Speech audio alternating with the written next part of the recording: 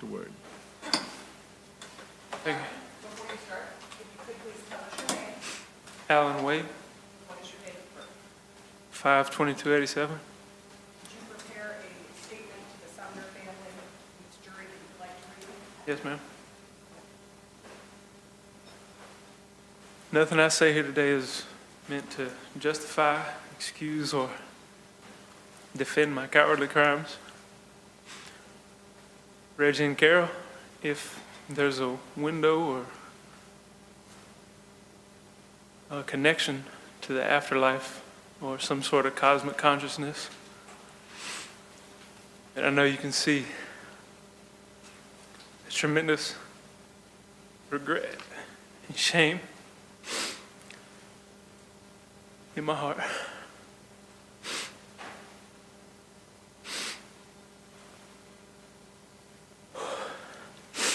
Every day I'm tormented by my cruel and careless actions against you. I should have helped instead of hurted you. I'm forever sorry for my senseless, unprovoked, undeserved actions against you.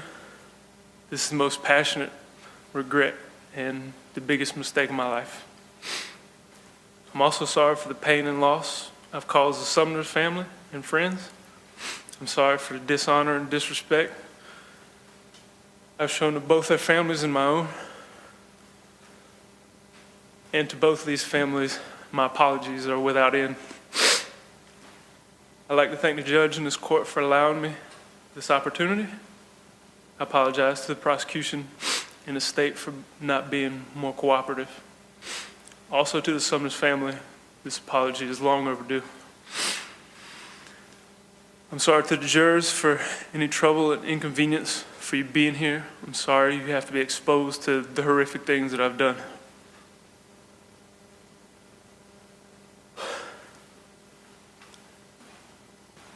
When I was 20 years old, I arrived at prison. I turned 21 a couple months after, and for about a year, I couldn't stand to look at the man in the mirror. I was disgusted with the sight of myself, and I'd felt this way for some years before. But I really wanted him gone. I contemplated suicide on several occasions before I finally accepted my fate. At some point around 22 or 23, I tore myself down, everything I thought I knew, and I rebuilt myself and the views in my life views, and I started to develop a morality that fit me. I decided I'd spend the rest of my time alive, learning and doing as much good as possible, whether it be encouraging a neighbor or showing love to someone I care about. Around the same time, I immersed myself in philosophy, and I came out with a more realistic, better understanding, better sense of being in humanism. Since my early 20s, my time has been largely focused on education, skill building, and expanding my social circles. Philosophy has opened my mind to different ways of thinking.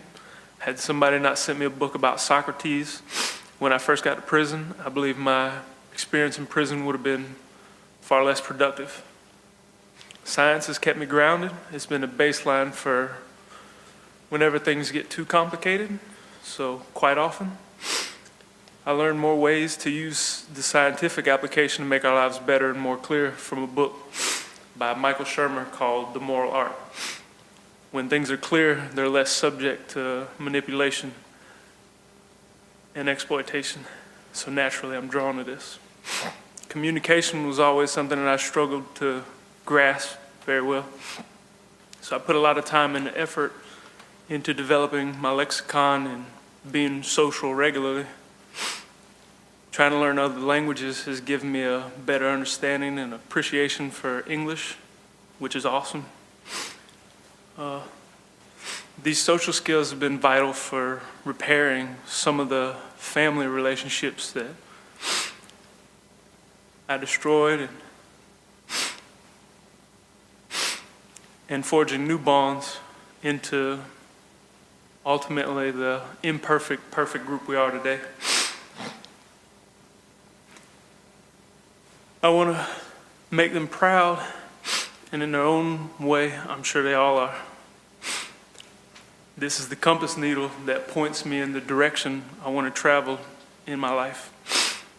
I can promise that the person capable of doing these things no longer exists.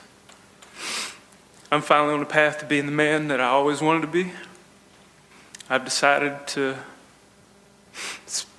I've dedicated my life to being virtuous, devoted, and loving. Again, none of this is meant to justify or defend my inexcusable crimes. I wholeheartedly wish there was something I could do or say to heal all the hearts I've broken, to ease the animus, and to undo my gross violations against humanity. That's all. Members of the jury, why don't you step back on the jury for just a moment, please?